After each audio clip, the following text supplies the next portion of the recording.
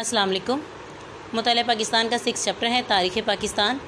آج ہمارا ٹاپک ہے لیبر اصلاحات۔ ذوالفقار علی بھٹو نے 10 فروری 1972 کو نئی لیبر پالیسی کا اعلان کیا۔ مزدوروں کی نمائندگی۔ ہر کارخانے میں انتظامی معاملات کو چلانے والی کمیٹی میں مزدوروں کے نمائندے بھی شامل کیے گئے، جو کل تعداد کا 20% تھے۔ مزدوروں کو اختیار مل گیا کہ وہ کارخانے کے حسابات اور سٹوروں کی جانچ پڑتال اپنے نمائندوں کے ذریعے کر سکتے ہیں۔ بونس کا اعلان۔ ذوالفقار علی بھٹو نے اپنی لیبر اصلاحات پالیسی میں مزدوروں کو ہر سال ایک تنخواہ کے برابر بونس دینے کا اعلان کیا۔ پیداوار میں اضافے کی صورت میں مزید خصوصی بونس دینے کا اعلان بھی کیا گیا۔ اوقات کار میں کمی۔ کارخانوں میں کام کرنے والے مزدوروں کے اوقات کار کو نئی شکل دی گئی۔ ان سے ایک ہفتہ میں 54 گھنٹوں کے بجائے 48 گھنٹے کام لینے کی پابندی عائد کی گئی۔ اگر وہ اپنی مرضی سے اوور ٹائم کام کریں تو ان کو مزید معاوضہ دینے کی شرط بھی عائد کی گئی۔ پینشن، بیمہ اور گریجوٹی۔ پینشن جو ریٹائرمنٹ کے بعد ملتی ہے، بیمہ کہتے ہیں کسی نقصان کے تحفظ کے لیے انشورنس کروانا، اور گریجوٹی انعامی رقم کو کہتے ہیں۔ ذوالفقار علی بھٹو نے اپنی لیبر اصلاحات پالیسی میں ہر مزدور کو بڑھاپے میں پینشن، بیمہ اور گریجوٹی کے حقوق دیے گئے۔ سماجی تحفظ کی اسکیم کے تحت طبی امداد کی سہولتوں کے لیے مزدوروں کی تنخواہوں سے کٹوتی نہیں کی جائے گی، یہ مالکان کے ذمے ہوگی۔ رہائش کی سہولت۔ ہر مزدور کو رہائشی مکان اور تعلیم کی سہولت مہیا کی جائے گی۔ ہر رکن کا طبی معائنہ لازمی ہوگا۔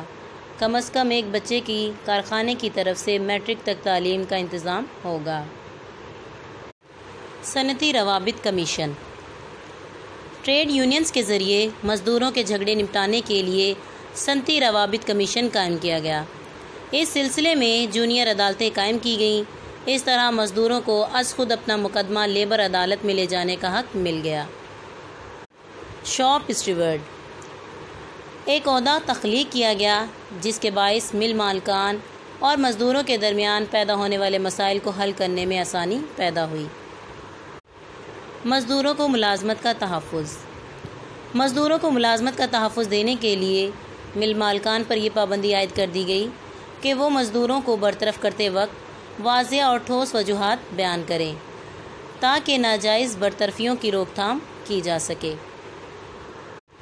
زرعی اصلاحات۔ ذوالفقار علی بھٹو نے اپنے دور حکومت میں زرعی اصلاحات متعارف کروائیں۔ پاکستان کی اکثریت آبادی کا پیشہ زراعت ہے۔ بھٹو دور حکومت میں کسانوں کے استحصال سے بچانے کے لیے زرعی اصلاحات کا اعلان کیا گیا۔ زمین کی انفرادی حد ملکیت۔ زمین کی انفرادی حد ملکیت 150 ایکڑ نہری اور 300 ایکڑ برانی مقرر کی گئی تھی۔ زائد زمینیں زمینداروں سے لے کر مزارین اور کاشتکاروں میں بلا معاوضہ تقسیم کر دی گئیں۔ مارچ 1976 تک 15 لاکھ ایکڑ زمین کسانوں میں تقسیم کر دی گئی۔ سرکاری ملازمین کے لیے زمین کی حد۔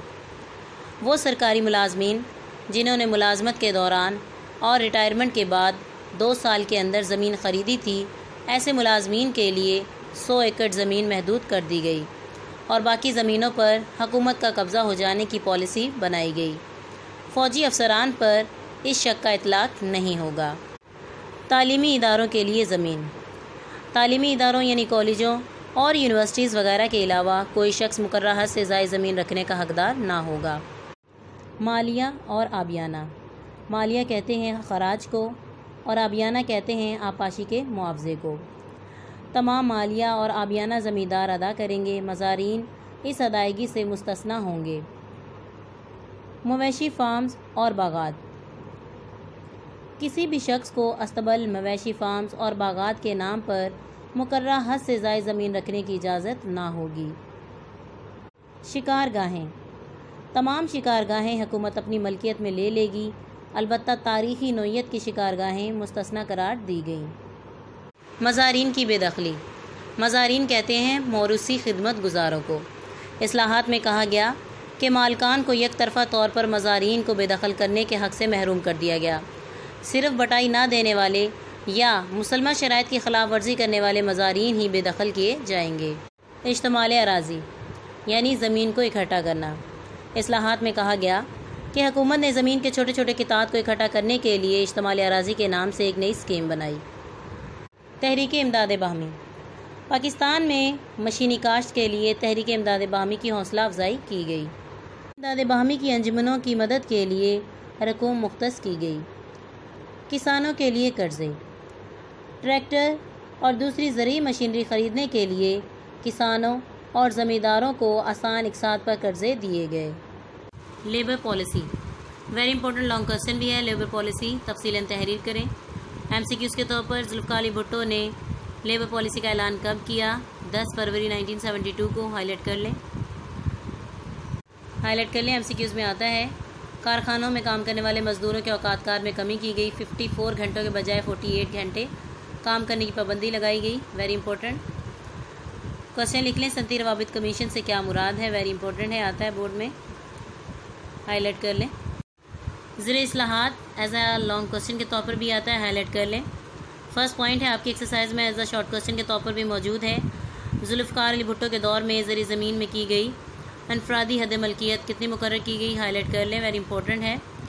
مارچ 1976 تک 15 لاکھ ایکڑ زمین کسانوں میں تقسیم کی گئی۔ Very important, M C Qs میں بھی آتا ہے، ہائی لائٹ کر لیں۔